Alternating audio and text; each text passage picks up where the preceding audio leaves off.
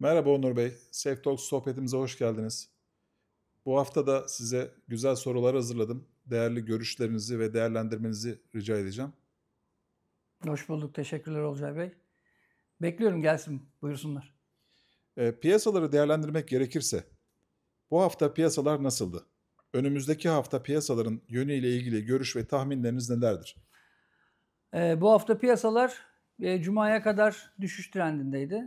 Bugün çok volatil bir piyasa oldu. İşte veriler açıklandı vesaire. Ben zaten bu verileri bizim kripto para piyasasını niye bu kadar etkilediği hala bence çok üzerine tartışma gerektiren bir şey. Biz bundan önce böyle veriler falan beklemezdik. Amerika verileri bizim için çok önemli değildi. Buradan da bir sürü çıkarım yapmak lazım. Yani bugün tarım dışı istihdam verisini biz Bitcoin için bekliyorsak bu biraz enteresan bir durum yani. Bu işte geleneksel finansa ne kadar eklemlenmeye çalıştığıyla ilgili bir çıkarım aslında. Piyasalar genel olarak, ya, kripto para piyasaları için konuşacağım. Hep genel olarak düşüş trendindeydi. Galiba 2 gün önce bir kesişim oldu ve bir Bitcoin düşeni kırdı gibi bir durum oldu. 110 binler üzerinde. Sonra bir 115 binlere kadar geldi. Ve tekrar bugünle beraber bugün veri ve verinin yanlış yorumlanması vesaire derken yeni bir manipülasyonla tekrar 110 binler seviyesine, hatta daha altına geri döndü. Altcoin'lerde lokal yükselişler, lokal düşüşler devam ediyor. Genel böyle bir çok böyle büyük bir yükseliş dalgası yok. Çok büyük bir düşüş dalgası da yok. Ama benim biasım piyasalar yönünde biraz short yönlü. Uzun süredir böyle bakıyorum.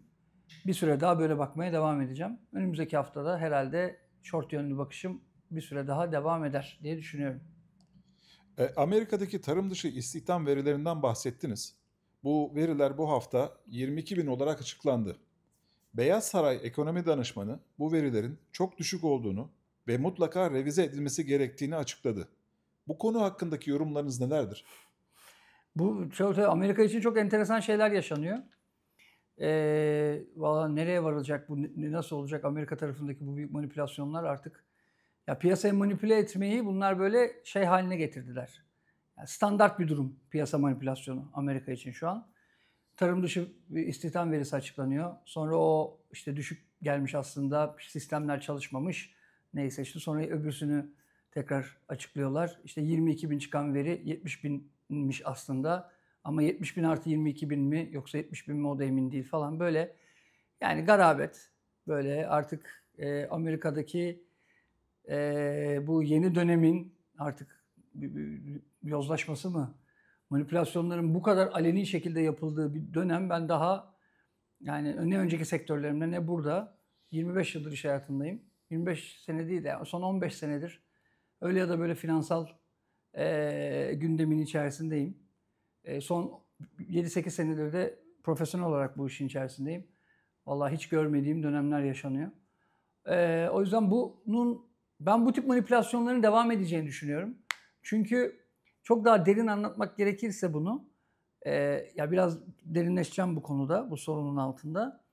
Şimdi faiz indirimi bekleyen bir piyasa, faiz indirimi bekliyoruz. Faiz indirim oranları, faiz indiriminin yapılacağına dair olanlar %96'lara çıkmış. Yani faiz indirimi kesin olacak.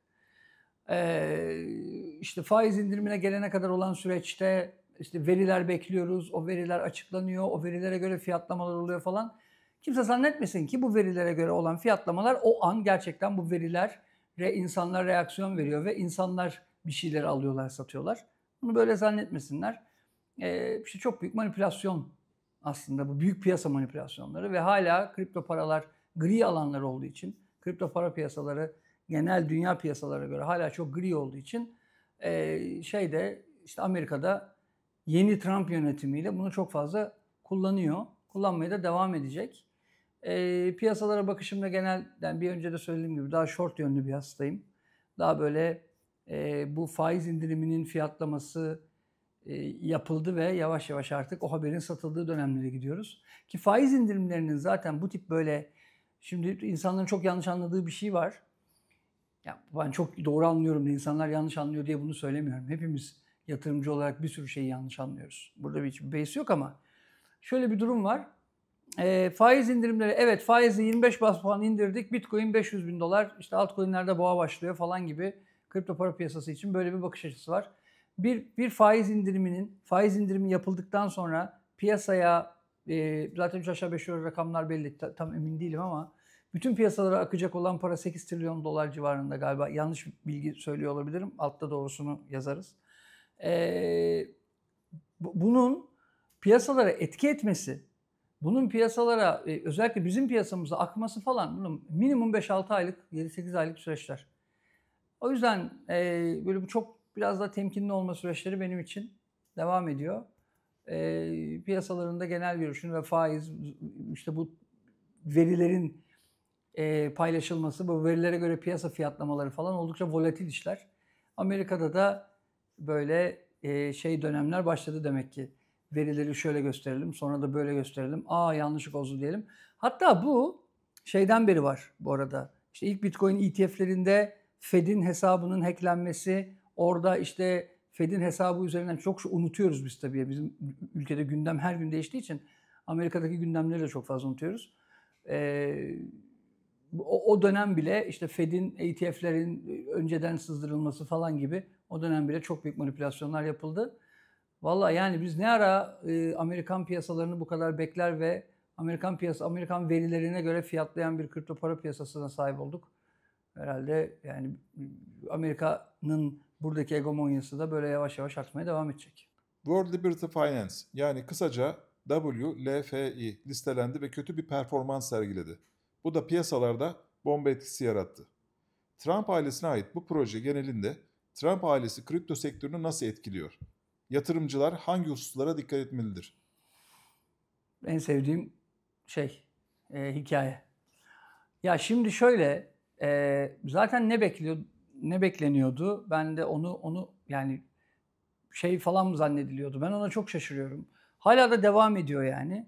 Yani işte Trump buraya birkaç milyar, 8 milyar dolar var market cap'le hayatına başlamış bir proje. Dünya kadar ön satış yapmış. Deli gibi bir satış baskısı. Bu da bildiğiniz ön satış yani. Belki aşağıdan bir sürü OTC satışlar yapılmış. Bir sürü insana token verilmiş. Piyasanın işte en büyükleri çok büyük kilitli tokenlar almış falan.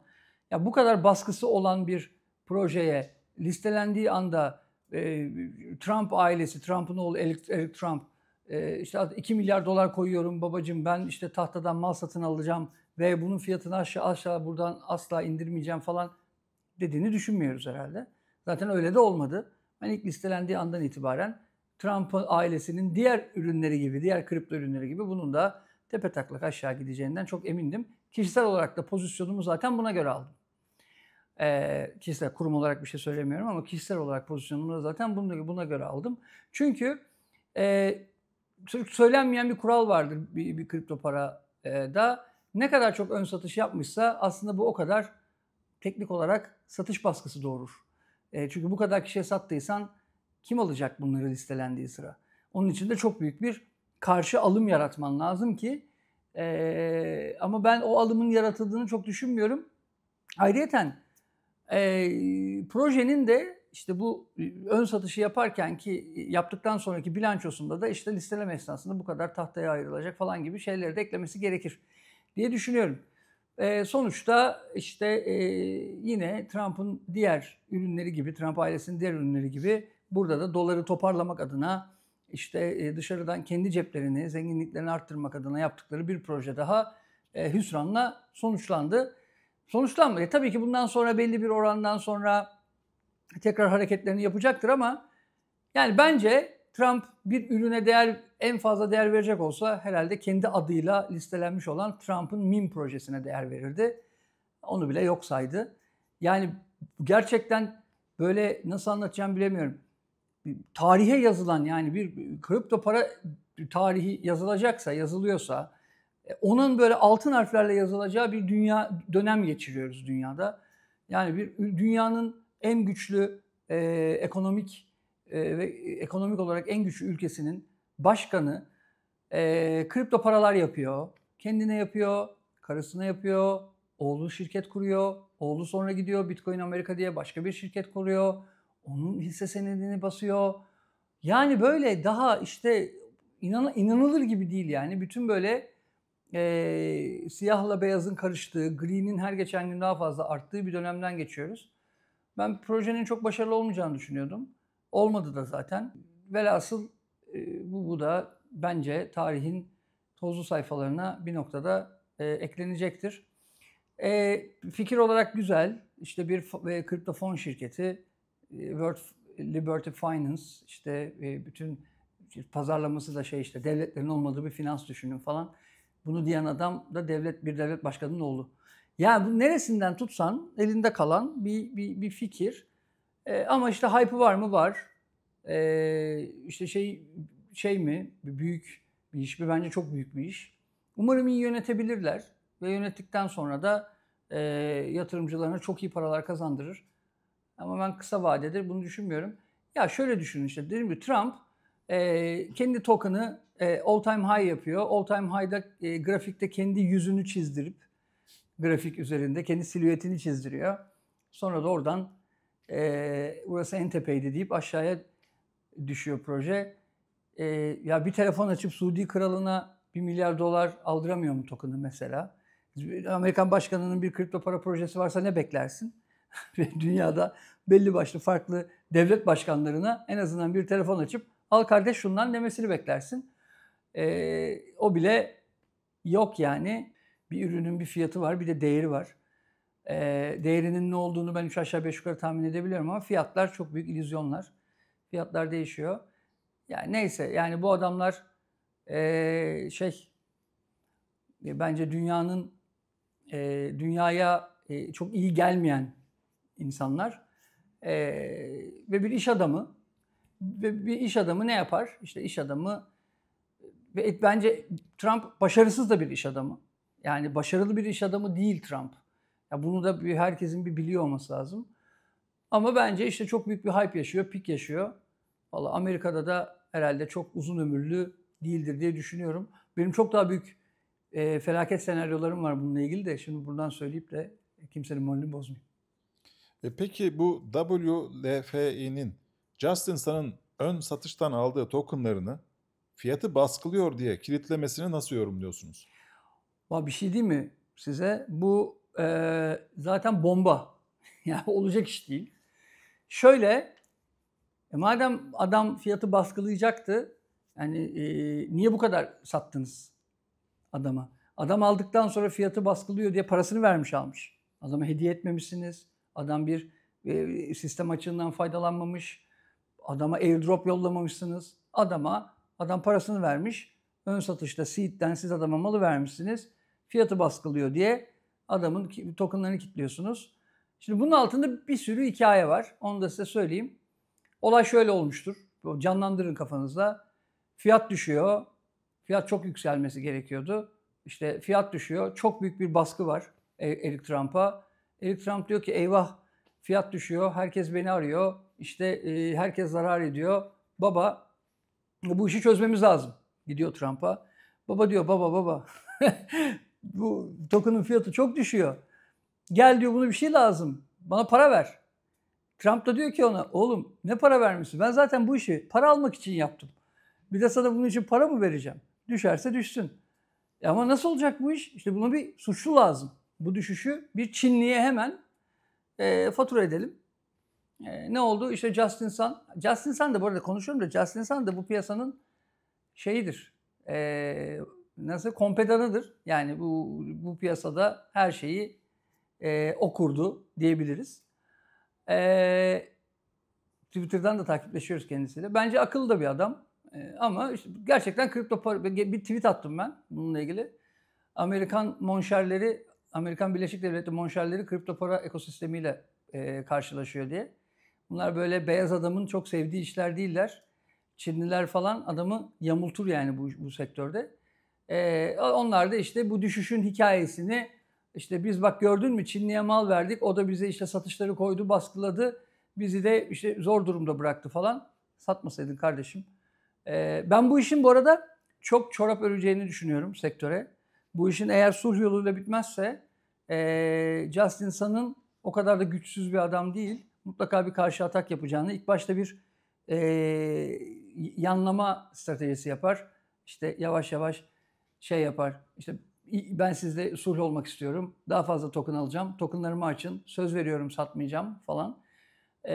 Ama sonra onlar tokenları serbest bırakmadıkça atak yapar. World Finance Liberty'nin elinde de çok yüksek miktarda Tron var. O atak yaptığı zaman VLFI tarafından da Tron satışları gelir. Tron baskılanır. Bunları zaten mesela FTX Binance döneminde falan buna benzer şeyler yaşadık. Aynısı olmasa da Binance FTX'e yardım edeceğim derken adamın tokenlarını sattı falan. Yani bu savaşlar başladığı zaman bunlar kötü savaşlar ve bunların hepsi benim için piyasada ters yönlü indikatörler. Saçma bir hareket. Madem karşılayamayacaktın, niye sattın abi? Sen Amerikan başkanının oğlunun şirketisin. Yani sen de karşındaki de dünyanın en büyük borsalarından bir tanesinin Çinli bir borsanın sahibi ve dünyanın en fazla Tether transferi olan ağının sahibi. TRX bu sektörün temel taşıdır yani Tron. 6 milyon dolara muz almış bir adam yani senin karşındaki. Ya bunlar böyle olacak işler değiller. Bana da çok hayırlı gelmiyor bunların hiçbiri. Onur Bey, zaman ayırdığınız ve değerli görüşlerinizi bizle paylaştığınız için çok teşekkür ederiz. Bir sonraki Safe Talks sohbetimizde bir araya gelmek üzere. Şimdilik hoşça kalın. Ben teşekkür ederim. İyi akşamlar diliyorum. Safe Talks devam edecek.